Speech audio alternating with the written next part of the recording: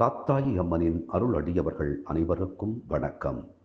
இன்றைய தினம் மகிழ்வான செய்தி உங்களை வந்தடைய வாழ்த்துகள். அபிராமி அந்தாதி பாடல் எண் 53. ஞானம் உண்டாக இந்த பாடலை படியுங்கள், கேளுங்கள். சின்னஞ்சிறிய மருங்கினில் சாத்திய செய்யப்பட்டும் பெண்ணம் பெரிய முலையும் முத்தாரமும் பிச்சி மொய்த்த கண்ணங்கரிய குழலும் கண் ஒன்றும் கருத்தில் வைத்து தன்னந்தனி இருப்பார்க்கு இதுபோலும் தவம் இல்லையே.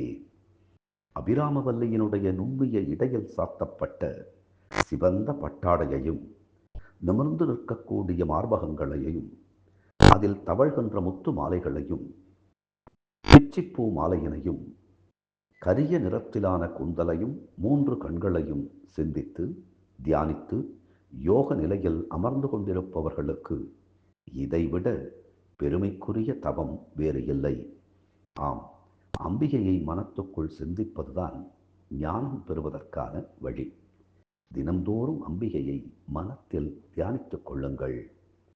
அருகில் இருக்கக்கூடிய காத்தாயி அம்மனை சென்று பார்த்தால்தான் எனக்கு அவள் நினைவுக்கு வருவாள் என்று சொல்லாமல், வீட்டுக்குள் இருந்தவாறே அமர்ந்தவாறே உள்ளத்துக்குள் காத்தாயி அம்மனினுடைய உருவம் உங்களுக்கு வந்துவிட்டால் உங்களுக்கு ஞானம் கைகூடிவிட்டது என்று பொருள்.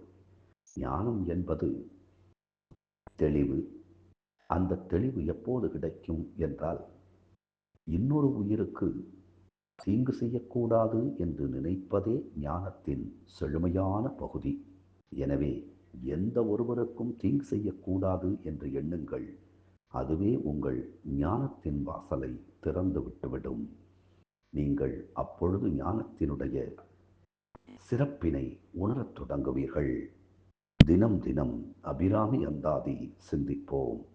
அப்படியே நம்மை அணைத்து காக்கும் காத்தாயி அம்மனின் திருப்பாதங்களை சிந்திப்போம்.